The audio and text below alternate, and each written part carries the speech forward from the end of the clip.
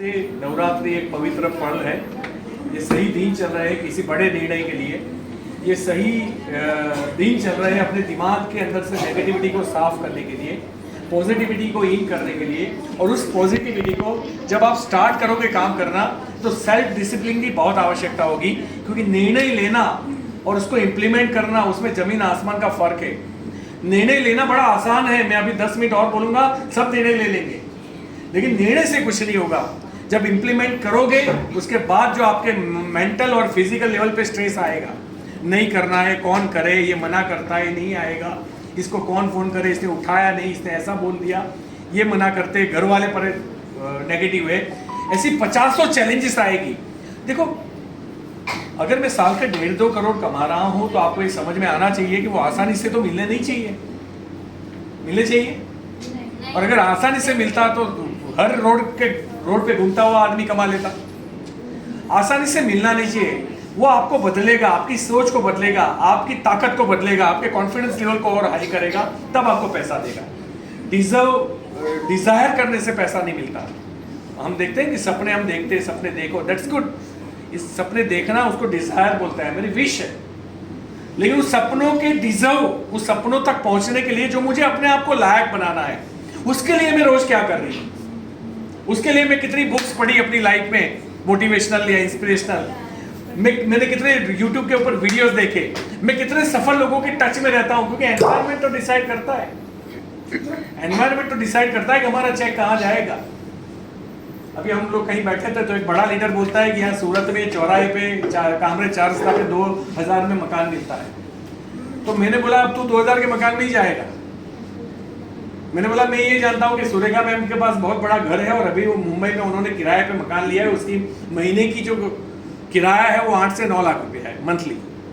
किराया मकान का बता रहा हूँ मैं, 8 से 9 लाख मुंबई में। आप तो मुंबई के, आपको पता होगा कि 8-9 लाख रुपए किराया बड़ी बात नहीं होती, सही एरिया में सही मकान के। एरिया भी वैसी होगी ना। हाँ, वो सुशांत सिंह राजपूत जो मर गया था, वो घर की कीमत, उसका जो किराया था वो 25 लाख था। 25 lakhs पर मंथ वो भरता था उस वक्त। टाटा रोटी इधर है ही, सब ऐसे ही है सब। हाँ, तो कहने का मतलब मेरा ये है, हम अपने एनवायरनमेंट में ऐसे लोगों के रखें जो सफल है। हम ऐसे लोगों के इर्द गिर्द में जाए, वो टाइम नहीं देते, हमें उनका टाइम लेना पड़ेगा। उनको, उनके पास टाइम है ही नहीं, जो सक्सेस है उनके पास टाइम कहाँ है। हमें उनके सानिध्य में जाना पड़ेगा, हमें उनके एनवायरनमेंट में जाना पड़ेगा। और इसीलिए जब मैंने इस बिजनेस को स्टार्ट किया था, चाहे बॉम्बे हो, दिल्ली हो, कहीं भी ट्रेनिंग होती हो, मैं अंदर घुस जाता था। मुझे वो एनवायरनमेंट, वो ऑरा पसंद था, वो बातें पसंद थी। जो एक सफल आदमी जो पहाड़ चढ़ के आता है ना, वो आपको पहाड़ चढ़ने के लिए मोटिवेट करता है ना, तो उसमें दम होता है। बाकी बैठे बैठे सब पहाड़ चढ़ने की बात करता है। आपको क्यों कई बार लोग आपको ऐसा बोलते हैं ना, मुझे भी आके बोलते हैं कि सर आप आके बोलोगे ना सेम बात तो लोगों के ऊपर ज्यादा असर होगी। आपको इसका रीजन पता है? टेक्निकली मैं आपको बता दूं कि आप यहाँ पे खड़े हो, कोई यहाँ पे खड़ा है, कोई आपको ऐसे बॉल मार रहा है तो लगेगा आपको, लेकिन जो 8वें माले पर खड़ा है वो मारेगा तो लगेगा। हाँ, तो इसीलिए बॉल सेम है, मारने वाले भी दोनों इंसान ही है, लेकिन एक हाइट पे खड़ा है वो मार रहा है। और सेम नॉलेज भी हाइट वालों से लोगे ना तो लगेगी। अदरवाइज रास्ते में तो पान की दुकान पे तो लोग विराट कोहली को भी सिखाते हैं कि ऐसे नहीं ऐसे खेलना था। तो इनकी एडवाइस लेंगे कोई मतलब नहीं है। एडवाइस उनकी लो जो अपनी लाइफ में कीमत चुकाते हैं, एडवाइस उनकी लो जो सफल है। और ऐसे लोगों को, और वैसे सस्ते में मिलेंगे नहीं ये लोग आजू बाजू में करोड़पति हो। आपको करना क्या है, रतन टाटा के बारे में पढ़ना है, एलोन मस्क के बारे में पढ़ना है, जैक मा के बारे में पढ़ना है, जितने भी सफल लोग हैं, धीरूभाई अंबानी के बारे में पढ़ना है। उन सफल लोगों की जीवनी पढ़नी है, उनकी जिंदगी में क्या चैलेंजेस आए थे, तब उन्होंने क्या सोचा, वो कैसे आगे बढ़े। हमें ये नहीं सीखना है सफल कैसे बनाया जा सकता है। सबको पता है सफल तो बनाया जा सकता है, लेकिन असफलता को कैसे पचाया जा सकता है वो सीखना है। फेलियर को कैसे हैंडल करते हैं वो सीखना है। हमारी प्रॉब्लम ये है, हम स्पोकन इंग्लिश, स्पीकिंग इंग्लिश सीखना चाहते हैं, बोलना चाहते हैं, लेकिन प्रॉब्लम क्या है हमारी, हम गलत इंग्लिश बोलना नहीं चाहते। और जब तक आप गलत इंग्लिश नहीं बोलोगे, आप सही इंग्लिश बोल नहीं सकते। सही है कि गलत है? तो सेम हमारी लाइफ में भी सेम है कि अगर हम फेल होने के लिए तैयार नहीं है तो मोदी केयर में भी हम बड़ी सफलता हासिल नहीं कर सकते।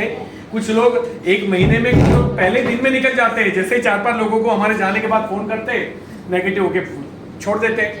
कुछ लोग पहले हफ्ते में फोन करते फिर छोड़ देते।